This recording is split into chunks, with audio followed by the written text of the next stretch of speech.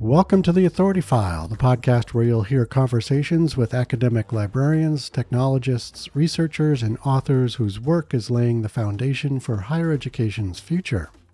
I'm Bill Mickey, your host and the editorial director at Choice, and I'm excited to be speaking with Nicola Jones, who is director of the SDG Programme at Springer Nature, SDG standing for Sustainable Development Goals. In the next 4 episodes, we'll be addressing, you guessed it, Sustainable Development Goals, but our discussion will specifically address how a major publisher has realigned some of its output to match and support the United Nations Sustainable Development Goals. As director of Springer's SDG program, Nicola is responsible for coordinating the publishing activity across Springer Nature's portfolio as it relates to the UN's goals. This has required significant changes to the publisher's interdisciplinary relationships and activities from both an editorial and operational perspective. Nicola is here to give us an insider's look at those changes and how they've been rolled out to the academic, research, and professional communities. This series is brought to you with support from Springer Nature. In this first episode, Nicola sets the stage by describing the unique nature of her role within Springer and provides some context for the Sustainable Development Goals program.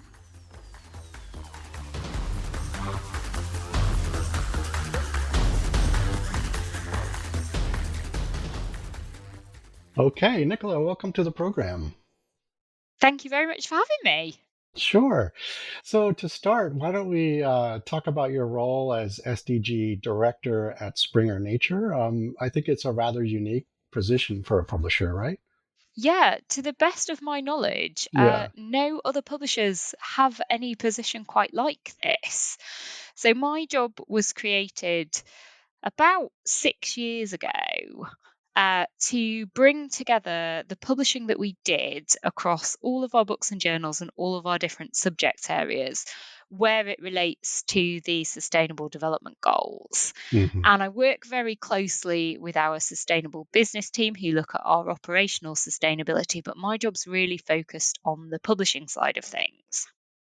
And that, I think, is what makes it quite unique in that while my job is focused on the publishing that we do relating to the goals, I don't myself publish any content. I work with all the people at Springer Nature that do publish content that relates to the SDGs across more or less every single subject area that we publish in and across our books, journals, magazines, courses, all the different product types that we offer.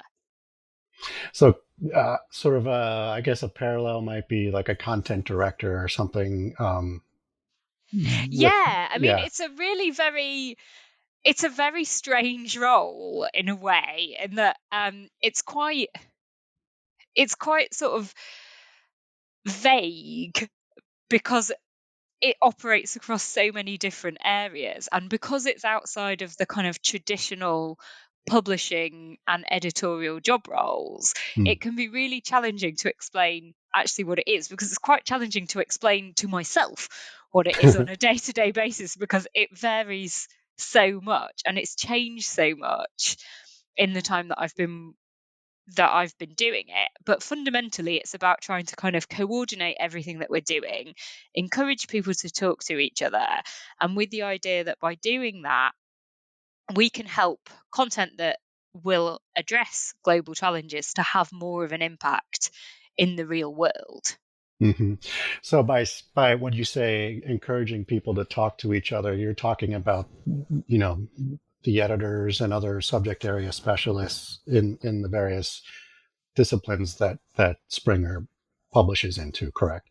Exactly. Yeah. So Right. the Sustainable Development Goals themselves are really broad and cover lots of quite interdisciplinary research topics, and you can't solve those goals without there being insights from, let's say, economics, social sciences, environmental sciences, life sciences, medicine.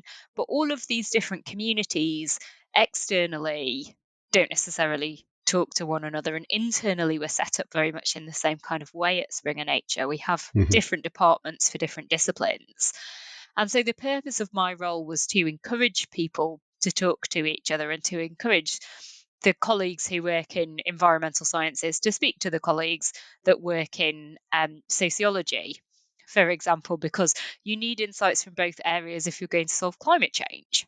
Right. So I'm curious. I don't mean to dig too much into your position, but it's just fascinating. I think so. Do you come at this from more of a like an editorial angle, or more of a sort of workflow production, or both? I mean, it's sort of all of it. Yeah. So my background is as a journals and books publisher, and the Okay. journals publishing side of things when I worked on externally edited journals Hmm. was a very kind of project management focused job. And Right. then I moved into books publishing as an acquisitions editor, and that was a much more editorially focused job. So I work with colleagues who do both of those kinds of things. I would say I'm now more on the sort of project coordination, Mm. program management side of things. But there is still like a certain amount of kind of content knowledge that's necessary for Right. my job. I really need to understand what the research is saying about these areas if I am to help colleagues connect with each other and develop new things that hopefully might be useful to the world Wow. without trying to, sound very grandiose about my job. The reason this was created was because we do kind of fundamentally believe that you need high quality research evidence Mhm. if you're going to solve global challenges. And as a publisher, the provision of high quality research evidence is just what we do. Right. Exactly. So you mentioned that the position has evolved during the time you've occupied it. Can you talk about that? Like, how has that changed? Yeah, so I mean, I think it's changed with awareness of the SDGs has really increased since they were adopted in 2015. So Mm.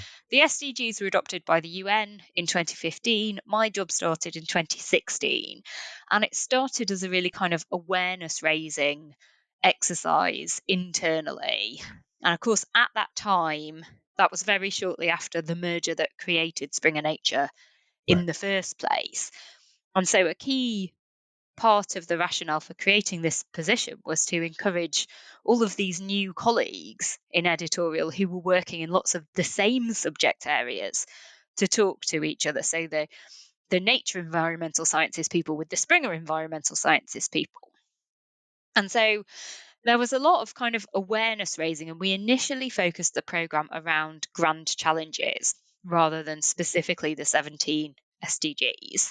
Okay. And over time, we came to realize that actually the SDGs were the thing that external communities were really engaging with and really understood. And we were seeing funders put more and more research into topics that were defined by the SDGs. We were seeing things like the Times Higher Education SDG rankings be launched, and universities start to pay more attention to this. And we realised that actually, if we broadened our scope from grand challenges, which we had to keep explaining what we meant by that, Hmm. and in our explanations, we always referred to the SDGs, we could just talk about the SDGs and then be kind of really encompassing of all of the content that we published, but also meaningful in this external context that people were increasingly coming to understand. Hmm. So the job started as this sort of awareness raising, getting people to talk to each other kind of role. And it's moved on to now. Now there are so many different streams of activity happening at Springer Nature.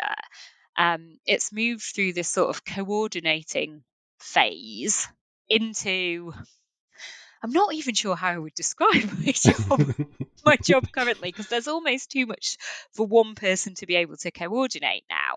It's almost being coordinated in lots of different places under the scope of lots of different hubs. And we've seen um, the company's commitment to the SDGs become really embedded in lots of different parts of our business. So from sort of 6 years ago, having to go to people and say, this is something that we think is really important, please can you support it? Hmm. Now I don't need to do that. Everybody is supporting it. And the issue is trying to keep track of all of the tons and tons of initiatives that are underway from different parts of the business. Wow. Okay. Yeah, that is pretty significant. So did the evolution of the programming within Springer, like, did that kind of evolve into the sustainable development goals program? As you mentioned, Springer had been using the SDGs as a sort of publishing blueprint. But then how did the program itself bring everything together? Well, yes, it's interesting because the Springer Books side of the business really kind of leapt on the SDGs as an area to publish in almost as soon as they were adopted. Hmm. So, very shortly after the adoption, a book series was announced and a major reference work was announced. And the book series was divided into 17 sub-series, one for each of the goals, and the reference work was divided into 17 volumes. But we realised what we were in this new organisation was so much more than just the Springer Publishing Group.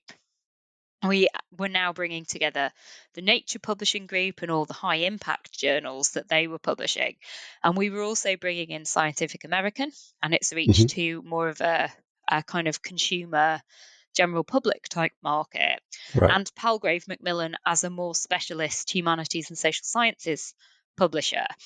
And all of those other aspects enabled us to talk to slightly different audiences or slightly different communities or to talk in slightly different ways Hmm. about these things. But the real strength for us as we were at the time new organization was in showing that we had journalistic content and high impact journals content and reference work content and research monographs content, and we were and we still really very much are um a really comprehensive publisher in terms of not just disciplines but in terms of product types as well. And our aim with the program is to really be the SDG publisher of choice. And I think, obviously I would say this because this is my job and the company Right. I work for, Of course. but I really think, compared to our competitors, we do offer a home for research relating to any of the SDGs from whatever discipline that comes from, in Hmm. whatever publishing format an author would like to publish that in. There will be a home at Springer Nature. Awesome. So just to clarify, I mean, has Springer kind of used the SDGs as sort of defining concept that caps everything it publishes, or is that just sort of one of the uh, I guess initiatives that Springer publishes into? I don't know if that makes sense, but um, does it sort of define everything that comes out of Springer as a resource? I mean, it doesn't define quite everything that comes out Okay. of Springer as a Yeah. resource. We Yeah. we are, we continue to organize ourselves around disciplines, Hmm. and we will continue to publish the research that's being undertaken in those disciplines. So, for example, Springer is a really long-standing, high-profile publisher in the area of mathematics, Right. and we will continue to be the home of the best mathematics research. But we will also look to the SDGs and the topics that are kind of encompassed by the goals as a way to develop our program in the future. And one of the things that we're doing through this is encouraging disciplines where there might not be such an obvious connection, like maths, for Hmm. example, Hmm. with the goals, to try to think about how they can connect with the goals. And there is maths that relates to the goals, and we have a Mathematics of Planet Earth book series that relates, and we do a lot to look at issues of gender equity within different academic research disciplines, which is another way that disciplines where maybe there's not such an obvious connection with the SDGs can make a contribution. Hmm. Okay, excellent. So then, um, I'm wondering if we could talk about maybe a real life example that pulls together these sort of cross disciplinary aspects, and would one of those might be the virtual conference series that Springer launched during the pandemic. Would that? Yeah, I'm really glad you've brought that up, actually, Okay. Phil, because it's something that I'm really proud of that we've developed over the years. So immediately before the pandemic, one of the last meetings I had in person in our office in London was with Jessica Espy from the Sustainable Development Solutions Network, which is a UN affiliated network that works with researchers who are working on topics related to the SDGs. And so what they're doing is very, very closely connected with what we're trying to do in terms of publishing research around the SDGs. And we talked about creating some kind of event to highlight the role of academic research in achieving the goals. And then about 5 minutes later, the world shut down and everything changed. And what we ended up doing was hosting a virtual conference in September 2020, which we called Science for a Sustainable Future. And at that point, we were finding people were really engaging a lot with the idea of virtual meetings. We were still in that phase where people were prepared to go and do a half-day conference on Zoom. And we put together 3 panels. At the first inception of the conference, we had a panel on urbanisation, one on food, and one on health. And we very quickly realised that if we were to host this as a virtual event, not as an in-person event, we would be able to get speakers from lots more places. And the urbanisation panel, I think the furthest east speaker we had was in Singapore, and the furthest west speaker we had was in Colombia. And, we spanned that many time zones in that one panel. And we realized for the first time, we could be really, really globally inclusive. And that's so important to these conversations, is being able to make sure that you represent the areas where the issues are particularly acute. And what we saw from that first conference was that we had audience globally as well. We'd been able to reach to countries that, we never expected to show up to this kind of virtual event.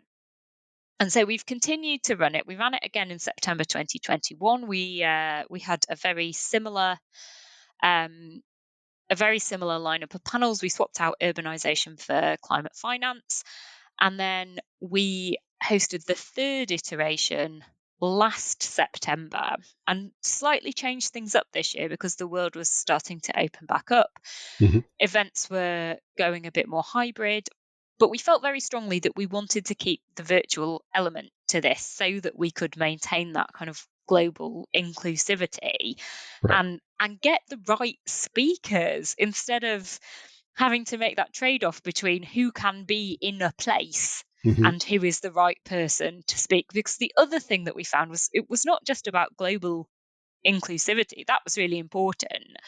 But we also found that we were able to get some really high-profile people who only needed to spend an hour and a half of their time instead of 2 days of their time traveling somewhere.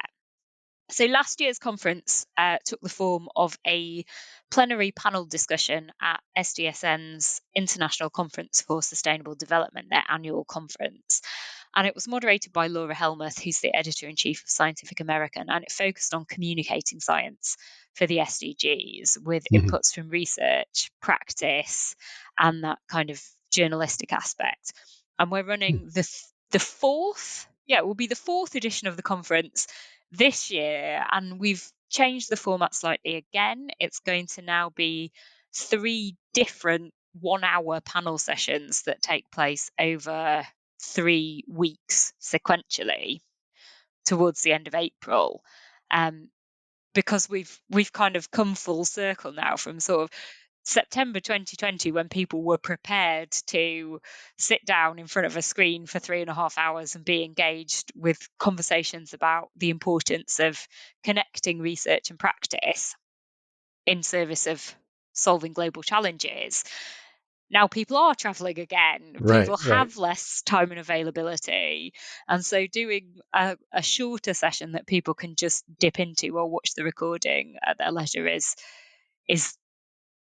sort of back to the more accessible format. But the great thing about this series is that we are able to kind of flex the format to make it as accessible and as kind of reasonable in terms of demands on people's time and attention.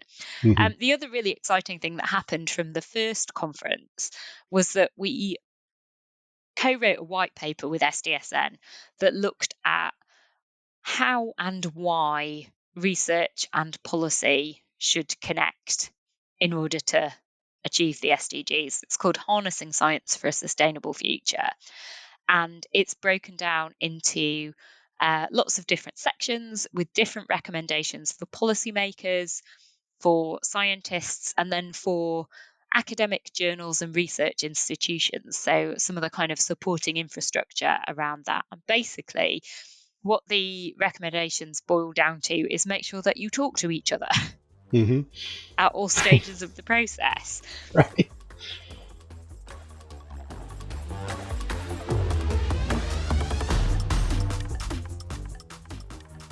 You just heard from Nicola Jones. Nicola is director of the SDG Programme at Springer Nature.